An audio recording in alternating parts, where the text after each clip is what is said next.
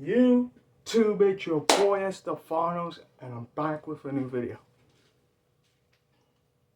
As you all know, I've been on a non-stop invincible streak lately. So I decided why not to just finally talk about the multiverse and of course, the one who can access it, Angstrom Levy, who I consider, and a lot of people, and even though it's confirmed, he's technically the next biggest villain in Invincible, right behind the Viltrumites.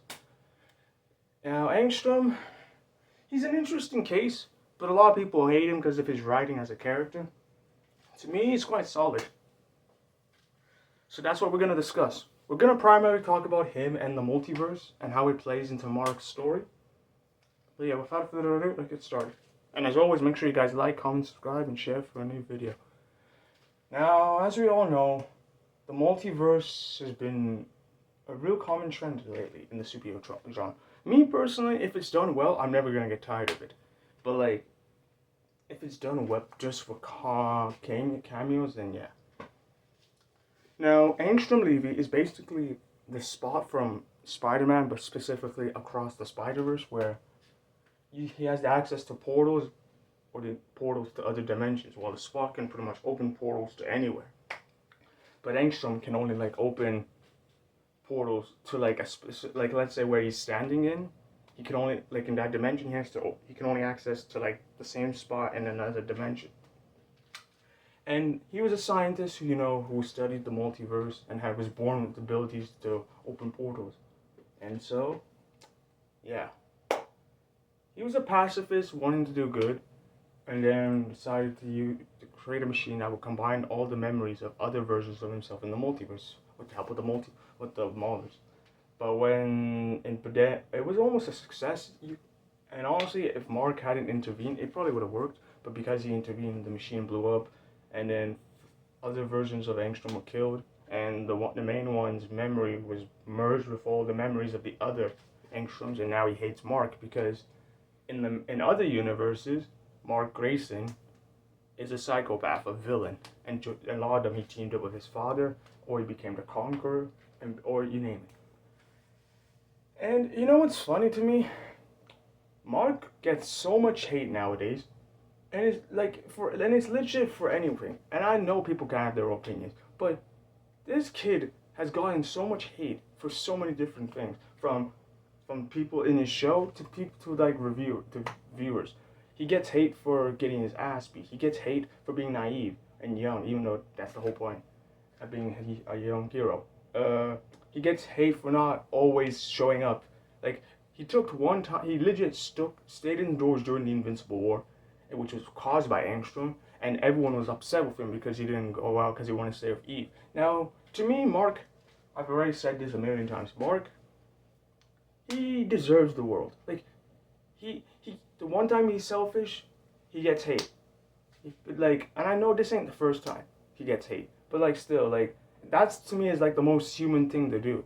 Because that's legit something Superman, I'm pretty sure, he's done in other continuities. I'm not familiar with the comics, but yeah.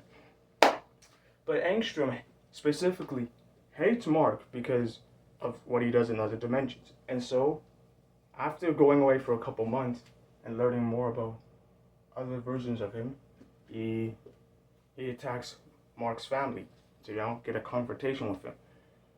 Bro legit was acting all, I'm not gonna hurt your family, any of that. Bro legit snapped Debbie's arm, and this is where people will say that Mark was right for doing what he did in the season 2 finale, and I agree. I feel bad still, But dude, I don't know why now. I've said before I'm not the biggest fan of season 2, but it is still a great season. It's just not my favorite season. It is. I can go back to it, but it's not like the season I would consider the best. But when Mark legit confronts Angstrom, man, it feels like a showdown, even though it was just for one episode. And Mark legit keeps getting tossed to different dimensions, kind of like how Miles goes to different universes and across the Spider-Verse. This how Angstrom's just tossing Mark to other dimensions to wear him out so he can just beat him up and kill him himself.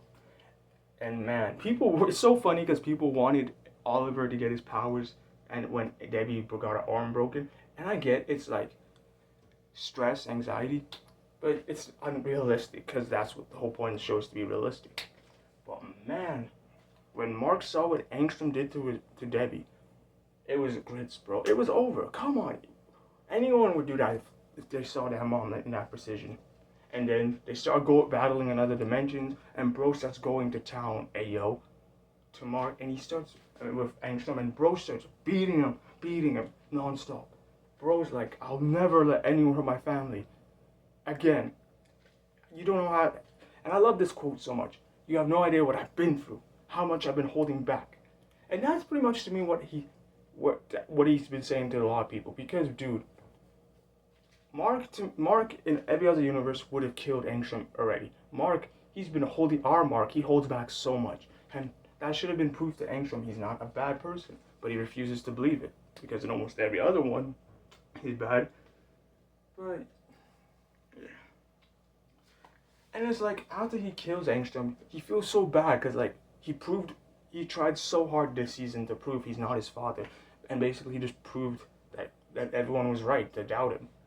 And now he feels more like his father because Angstrom's probably the biggest hater out there. And then Mark thinks he killed Angstrom because after you see him, how could anyone survive a beating like that? But then he comes back in season 3. How do you survive a beating, first of all, like that? When we see him in season 3, he legit looks like the Demogorgon from Stranger Things. Like, it's that visual. And he still survived. And now he's back. And bro legit came back was so petty. He teamed up with other versions of Mark just to ruin the good version of Mark's reputation as invincible. And now people who think of Invincible think of the Invincible War. And Mark almost kills him this time. But Oliver shows up and Mark wants to be a good role model for his brother, but that results in Angstrom breaking away and we don't see him for the rest of the season. I mean, even though this was the penultimate episode of season 3, so. Now, I'm not saying Angstrom didn't deserve to die. It's just, I felt bad for him, you know? And it's like, the multiverse does a really good job of showing Mark's internal struggle. And to me, that's what makes him a good person. He would have killed easily. But nah. I bet! Wayne, sorry. But yeah, though. The multiverse in Invincible is handled pretty well. And I really hope we see Angstrom again in season 4. I really do. But from the way the comics are run, I feel like we're not going to see him. But if we do, we do. If we don't, we don't. But yeah, I am so excited up for season 4, as you all know.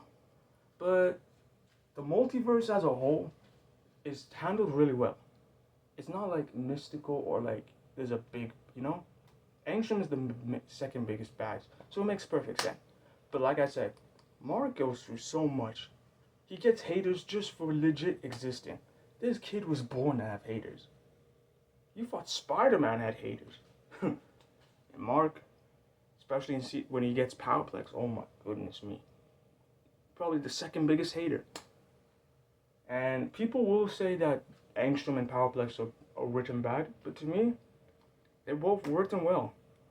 But yeah, that's just me though. If you guys enjoyed this video, as always, make sure you guys like, comment, and subscribe. And comment down below what videos you want to see.